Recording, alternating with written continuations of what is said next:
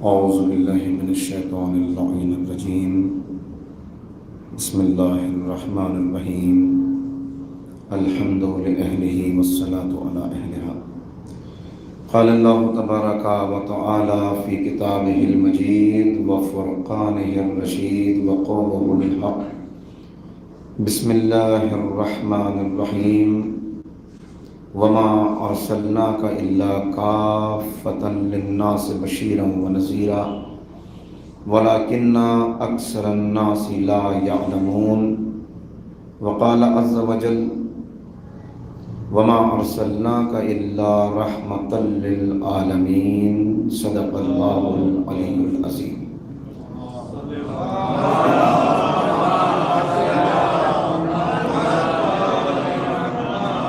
بزرگان محترم و نوجوانان عزیز، آج کی یہ شب کہ جب افق ہدایت پر شمس رسالت اور قمر امامت کی انوار کی آمد کی شب ہے، لہذا آپ تمام حضرات کی خدمت میں، تمام سامعین و ناظرین کی خدمت میں ہدیہ تبریک پیش کرتے ہوئے درخواست کرتا ہوں کہ ہم سب مل کے وقت کے امام کی خدمت میں ان کے اجداد کی ولادت باسعادت کی مبارکباد پیش کریں، ایک مرتبہ بلند صلوات کے ساتھ۔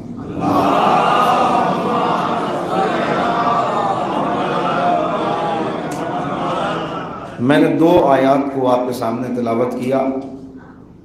پہلا پیغام تمام انسانیت کے لیے ہے، وما ارسلناک الا کافۃ للناس بشیرا ونذیرا، ہم نے آپ کو نہیں بھیجا مگر تمام انسانوں کے لیے بشیر و نذیر بنا کر، ولکن اکثر الناس لا یعلمون، مگر بدقسمتی یہ ہے کہ اکثریت کو اس بات کا علم نہیں ہے۔ اگر اکثریت کو یہ پتہ ہوتا کہ پیغمبر اکرم کی شخصیت کیا ہے، پیغمبر کی ذات کیا ہے، پیغمبر کا پیغام کیا ہے، تو پیغمبر اکرم کے تعلق سے یہ گستاخیاں نہ ہو رہی ہوتی جو آج ہو رہی ہیں۔ لہذا قرآن نے خود واضح کر دیا اس بات کو کہ اکثریت جانتی نہیں ہے۔ پھر دوسری آیہ کریمہ میں بیان کیا کہ وما ارسلناک الا رحمۃ للعالمین، ہم نے آپ کو نہیں بھیجا مگر تمام عالمین کے لیے رحمت بنا کر۔ وقت کم ہو گیا ہے لہذا بہت تیزی سے بات کو آگے بڑھانا ہے۔ عالمین کے لیے رحمت، جہاں جہاں تک آپ عالمین کو تصور کر سکتے ہیں، عالم دنیا کے لیے رحمت، عالم قبر کے لیے رحمت، عالم برزخ کے لیے رحمت، عالم آخرت کے لیے رحمت، انسانوں کے لیے رحمت، جنات کے لیے رحمت، ملائکہ کے لیے رحمت، تمام مخلوقات کے لیے رحمت۔ اب ایک سوال یہاں پہ پیدا ہوتا ہے، بس بہت تیزی سے میں گزروں گا، کہ رحمت کا مطلب کیا ہے، کسی کے لیے رحمت ہونا کیا ہے، اور آج کے اس دور میں جس سے ہم گزر رہے ہیں، پیغمبر اکرم کی شخصیت ہمارے لیے رحمت کیسے ہے؟ دیکھیے، رحمت ہونا یہ ہے کہ جس انسان کی جب جو ضرورت ہو اس کو پورا کر دیا جائے۔ اگر کسی کی شخصیت میں اس کو پورا کرنے کے تمام اسباب موجود ہیں تو وہ شخصیت رحمت ہوگی۔ ایک بھوکے کے سامنے آپ جواہرات کا ڈھیر ڈال کے یہ کہیں کہ لیجئے قبول کر لیجئے، وہ کہے گا کہ بھائی نہیں، مجھے ان کی ضرورت نہیں ہے، مجھے تو 2 روٹیوں کی ضرورت ہے۔ تو اس کے لیے روٹیوں کا فراہم کر دینا رحمت ہے، جواہرات کا اس کو دے دینا رحمت نہیں ہے۔ ایک پیاسے کے سامنے آپ قیمتی لباس رکھ کے کہیں کہ لیجئے اس کو زیب تن کیجئے، وہ کہے گا بھائی اس لباس کی ضرورت نہیں ہے، مجھے 2 گھونٹ پانی کی ضرورت ہے۔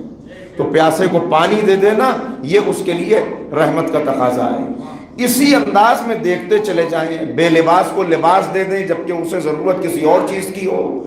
تو اصل میں رحمت ہونا یہ ہے کہ جب جہاں جس وقت جسے جس چیز کی ضرورت ہو وہ ضرورت پوری کر دی جائے۔ تو اب سوال یہ پیدا ہوتا ہے کہ آج کے اس دور میں جہاں ہم زندگی گزار رہے ہیں، سب سے زیادہ ضرورت کس چیز کی ہے؟ روٹی، کپڑا اور مکان، یہ انسان کی ازلی ضروریات ہیں جو پہلے سے چلی آ رہی ہیں، لیکن اس دور میں اگر آپ تلاش کریں، غور و فکر کریں تو بس آپ کو اندازہ ہوگا کہ سب سے زیادہ ضرورت ہے ایک عادلانہ نظام کی، ایک ایسا نظام جہاں عدل و انصاف ہو، امن و امان ہو، ہر ایک کو اس کا حق مل جائے۔ تو عادلانہ نظام کی جب ضرورت ہے تو اس کا مطلب کہ باقی ضروریات بعد میں ہیں، یہ ضرورت سب سے مقدم ہے۔ جب یہ مقدم ہے تو تلاش کرنا پڑے گا کہ پیغمبر اکرم کی شخصیت میں اس ضرورت کو پورا کرنے کے لیے کون سے اسباب موجود ہیں۔ بس جلدی سے یہی بات آپ کی خدمت میں عرض کر دوں اور اجازت لے لوں۔ دیکھیے انسان کی ابتدا کہاں سے ہوئی، اگر اس پہ غور کریں بات بہت دور چلی جائے گی، لیکن بہرحال کبھی ہم غاروں میں زندگی گزارتے تھے۔ جب انسان غار میں زندگی گزارتا تھا تو اس کی آزادی بہت زیادہ تھی، اس لیے کہ جہاں چاہے جائے، جیسے چاہے زندگی بسر کرے۔ پھر غار کی زندگی سے آگے بڑھا تو قبیلے کی زندگی میں آیا۔ اب قبیلے کی زندگی شروع ہوئی تو اس کی آزادی کچھ محدود ہوئی، اس لیے کہ قبیلے کے کچھ رسوم و رواج ہیں، کچھ قوانین ہیں، بہرحال ان کا احترام کرنا ہے۔ پھر ایک قبیلے کے بعد قبیلے بڑھے اور کئی قبیلوں کے ساتھ زندگی گزارنا ہے، تو اب اس کی زندگی اور زیادہ محدود ہوئی، اس کی آزادی اور زیادہ کم ہوئی، اس لیے کہ اپنے قبیلے کے رسوم و رواج کا بھی خیال کرنا ہے اور دوسرے قبائل کے قوانین کا بھی احترام کرنا ہے۔ تو جیسے جیسے دنیا پھیلتی گئی، آزادی کم ہوتی گئی اور انسان کی ذمہ داریاں بڑھتی چلی گئیں۔ بس اتنی تمہید کے بعد آپ کو متوجہ کروں، اگر اس ساری چیز کو ہم پیغمبر اکرم کی سیرت میں دیکھیں تو مکہ ایک قبیلے کا شہر ہے۔ ایک قبیلہ قریش ہے جو مکے پہ حکومت کرتا ہے، جس کا مکے پہ بالادستی ہے۔ کوئی باہر سے آئے گا تو اسے اس قبیلے کی اجازت لینی پڑے گی یہاں پر قیام کرنے کے لیے۔ مکے کی زندگی کے اندر قوانین ہیں، باتیں ہیں، مگر بہرحال ان کی چونکہ ایک قبیلہ ہے لہذا ایک قبیلے کے قوانین کو پورا کرنا ہے، اسی کے مطابق چلنا ہے، انہی رسوم و رواج کے مطابق زندگی گزارنی ہے۔ اب مکے کے بعد مدنی زندگی کے اندر 5 قبیلے ہیں۔ 2 قبیلے جو پہلے سے رہتے ہیں وہ ہیں عرب قبیلے اوس اور خزرج۔ 3 قبیلے باہر سے آ کے آباد ہوئے، یہ ہیں یہودیوں کے قبیلے، بنی نذیر، بنی قریظ اور بنی قینقاع۔ لہذا 5 قبیلوں کا شہر ہے مدینہ۔ مکے کی زندگی کے اندر اچھا یہ ایک بات اور عرض کر دوں، یہ بات ہو گئی اتنی، اب وقت محدود ہے اس لیے چھوڑنا پڑ رہا ہے باتوں کو۔ دوسری طرف دیکھیں تو 2 سپر پاورز ہیں جو اس وقت سامنے ہیں۔ ایک ایران اور عراق مل کے پرشین امپائر بناتی ہے، اور دوسرے پورا یورپ پھیلا ہوا ہے، روم، ترکی اور جتنا بھی آپ آگے بڑھتے چلے جائیں، شام، یہ سب مل کر رومن امپائر بناتے ہیں۔ رومن امپائر اور پرشین امپائر یہ اس وقت کی بڑی طاقتیں ہیں۔ مدینہ 5 قبیلوں کا شہر ہے، مکہ ایک قبیلے کا شہر ہے۔ اب یہ ظاہر ہے کہ بڑی طاقتیں ہیں تو بڑی طاقتوں کا انداز کیا ہوتا ہے؟ بڑی طاقتیں چاہتی یہ ہیں کہ ہمارا سرمایہ دارانہ نظام چلتا رہے، مزدوری کوئی کرے، فائدہ ہمیں ہو، کہیں پر بھی کسی طرح کا کوئی نفع ہو سب سے پہلے ہمیں حاصل ہو۔ لہٰذا یہ طاقتیں جو اس وقت موجود ہیں یہ اگر آپ دیکھیں تو ویمپائرز ہیں، خون پینے والی لومڑیاں کہ جو انسانوں کے خون کو چوس رہی ہیں، اور ان کی وجہ سے جو ان کے ہم نوا، ان کے ہم خیال ہیں، وہ مدینے اور مکے کے اندر بھی لوگوں کے اوپر مظالم کر رہے ہیں۔ اس ظلم سے بھری ہوئی دنیا کو عدل و انصاف سے بھرنے کے لیے اللہ نے اپنے حبیب کو اس تاریک ماحول میں بھیجا۔ اب ذرا سا یہاں سے دیکھیں، پیغمبر اکرم تشریف لائے، جب کسی شخصیت کی سیرت پر بات ہوتی ہے تو 2 چیزیں بہت اہم ہوتی ہیں۔ پہلی چیز کہ اس نے اپنے بزرگوں سے کیا لیا، اپنے بعد والوں کے لیے کیا چھوڑا۔ دوسری چیز اس نے اپنے معاشرے سے کیا لیا، اپنے معاشرے کو کیا دیا۔ بزرگوں سے کیا لیا اور آنے والوں کے لیے کیا چھوڑا، اس پر ظاہر ہے کہ وقت نہیں ہے، لیکن اتنا عرض کروں، کیا لیا بزرگوں سے؟ جس کے بزرگوں میں حضرت ابراہیم خلیل اللہ اور جناب اسماعیل ذبیح اللہ جیسی شخصیات ہوں، عبد مناف جیسی عظیم شخصیت جو کلیل بردار حرم ہے، جناب ہاشم جیسی شخصیت جن کی سخاوت مشہور ہے، جناب عبد المطلب، جناب عبداللہ، جناب ابو طالب، یہ ہیں بزرگ۔ ان سے کیا کچھ لیا؟ وہ ساری انسانی صفات جو اس وقت مفقود ہو گئی تھی، اگر کہیں موجود تھی تو انہی شخصیات میں موجود تھی۔ چھوڑا کیا بعد والوں کے لیے؟ اپنی نسل کو کس طرح چھوڑا؟ تو جس نے اپنی ایسی پاکیزہ نسل چھوڑی ہو کہ جسے قرآن نے شجرہ طیبہ کہا ہو، اب اس کے لیے یہ غور کرنا اور یہ بات کرنا کہ چھوڑا کیا، پایا کیا، چھوڑا کیا، یہ ہوئی ایک بات۔ اب معاشرے سے کیا لیا اور معاشرے کو کیا دیا؟ معاشرہ کیسا ہے؟ معاشرہ ایسا کہ جہاں اخلاقی طور پر اتنی پستی ہے کہ شرک ہے، جوا ہے، ہر طرف قتل و غارت ہے، تلوار کی بات کی جا رہی ہے، قاتل کی آرتی اتاری جا رہی ہے، ظلم و جور کی ہوائیں ہیں جو چل رہی ہیں، اور اخلاقی طور پر یہ پستی۔ دوسری طرف اگر دیکھیں تو عالم کیا ہے، انسانوں کے ساتھ کیا برتا ہوا ہے، بیٹیوں کو زندہ درگور کیا جا رہا ہے۔ یہ ہے وہ معاشرہ۔ اس معاشرے کو پیغمبر نے کیا دیا؟ بس اتنا عرض کر دیتا ہوں، وقت نہیں چونکہ اب چھوڑ کر، کہ 23 سال کی تبلیغ کے نتیجے میں پیغمبر نے اس معاشرے کو جو ظلم و جور سے بھرا ہوا تھا، عدل و انصاف کا ایسا سبق پڑھایا، فرض شناسی کا ایسا درس دیا کہ جو دوسروں کے حق کو غصب کرنا قابل فخر سمجھتے تھے، انہیں خطاب کر کے کہا یہ مہاجرین اپنا وطن چھوڑ کے آئے ہیں، تم میرے ماننے والے ہو، لہذا اپنی پراپرٹی میں سے آدھا انہیں دے دو۔ ایک حکم پیغمبر کا ہونا تھا کہ تمام انصار نے اپنی آدھی پراپرٹی اپنے مہاجرین کو دے دی۔ یہ کون سا جذبہ تھا جو دل کے اندر پیدا کر دیا؟ ایسا جذبہ کہ ایک امیر بیٹھا ہوا ہے، اس کے پاس آ کے غریب بیٹھ جاتا ہے، یہ دانستہ طور پہ نہیں بلکہ غیر شعوری طور پہ اپنے لباس کو سمیٹ لیتا ہے، اپنے دامن کو سمیٹ لیتا ہے۔ تو ایک مرتبہ پیغمبر کی جب نگاہ پڑتی ہے، کہتے ہیں کیا یہ غریب جو تیرے پاس آ کے بیٹھ گیا، اس کی غربت تیرے لباس میں لگ جاتی؟ کیا اس کی غربت تیری طرف منتقل ہو جاتی؟ کیوں تو نے اپنے لباس کو سمیٹا؟ اس نے ہاتھوں کو جوڑا، کہا یا رسول اللہ، میں نے عمدن ایسا نہیں کیا، بلکہ یہ چیز چونکہ مسلسل میری رگ و ریشے کے اندر شامل ہے، لہذا غیر دانستہ طور پہ ایسا ہو گیا، مگر اب میں اس کا کفارہ ادا کرنا چاہتا ہوں اور چاہتا ہوں کہ اپنی آدھی دولت اپنے اس بھائی کو دے دوں۔ پیغمبر نے کہا کیا تو اس بات پہ آمادہ ہے کہ اس کی آدھی دولت لے لے؟ اب دیکھیے کہاں پیغمبر نے شعور کو پہنچا دیا کہ اس غریب صحابی نے کھڑے ہو کے کہا یا رسول اللہ مجھے اس کی دولت نہیں چاہیے، کہیں ایسا نہ ہو کہ اس کی دولت کے ساتھ غرور و تکبر بھی میرے اندر منتقل ہو جائے۔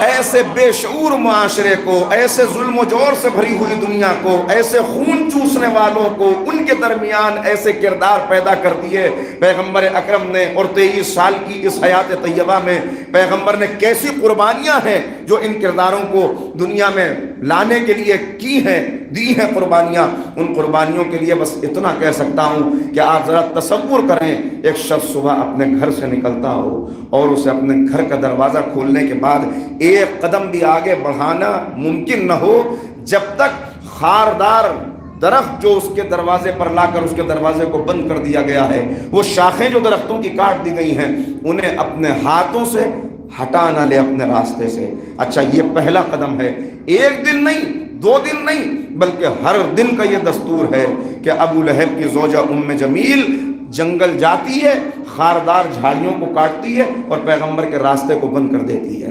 ہر دن پیغمبر اکرم کی انگلیاں زخمی ہو جاتی ہیں، ہاتھ لہولہان ہو جاتے ہیں اپنے راستے کو صاف کرتے ہوئے۔ اس کے بعد باہر قدم نکالتے ہیں تو اب خار پورے راستے کے اندر خار بچھے ہوئے ہیں، اسی خاردار راہ سے گزرنا ہے، اپنے پیروں کو زخمی کرنا ہے۔ اب شاہراہ کے اوپر آ گئے تو بچے ہیں جو ہاتھوں میں پتھر لیے ہوئے پیغمبر اکرم کا نشانہ لگا رہے ہیں۔ یہاں سے آگے گزر گئے، میں نے مختصر کیا بات کو، تو اب خانہ کعبہ میں پیغمبر محو عبادت ہیں اور ابو جہل کہتا ہے میرے محلے میں اونٹ ذبح ہوا ہے کوئی تم میں سے جو اس وقت میرے دل کو خوش کر دے؟ جائے اس اونٹ کی اوجھڑی کو لائے اور لا کے یتیم عبداللہ کی پشت کے اوپر رکھ دے۔ پیغمبر سجدے میں ہیں، یہ کوئی بکری یا بھیڑ کی اوجھڑی نہیں ہے، اونٹ کی اوجھڑی لا کے پیغمبر کی پشت اقدس پر رکھ دی جاتی ہے اور چہرہ انور کے اوپر خون اور گوبر مل دیا جاتا ہے۔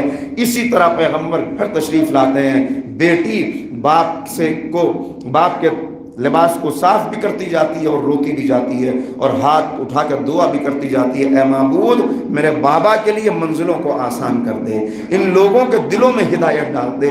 اتنے مشکل مرحلے، اور پھر یہاں مکے کے بعد مدنی زندگی میں اگر آپ دیکھیں کتنی اذیتیں، کتنی مصیبتیں پیغمبر نے اٹھائیں، جسے ہر سال 8 جنگوں کا مقابلہ ہو، جسے خود پتھر ڈھو کے مسجد بنانی پڑ رہی ہو اپنے اصحاب کے ساتھ، جسے ہر لمحہ لوگوں کو یہ بتانا پڑ رہا ہو کہ دیکھو اللہ کا یہ حکم ہے، اس کے اندر میرا کوئی مرضی نہیں ہے بلکہ اللہ کا حکم ہے، اس لیے کہ میں اپنی مرضی سے کلام بھی نہیں کرتا، جسے اپنوں سے، غیروں سے، باہر والوں سے، اندر والوں سے، سب سے مقابلہ کرنا پڑ رہا ہو، مگر اس کے باوجود اس نے ایسا معاشرہ بنا دیا کہ جہاں عدل و انصاف ایسا قائم ہوا کہ خطبہ حجۃ الوداع میں پیغمبر کہتے نظر آئے، لا فضل عربی علی عجمیہ ولا لاسود علی الاحمر۔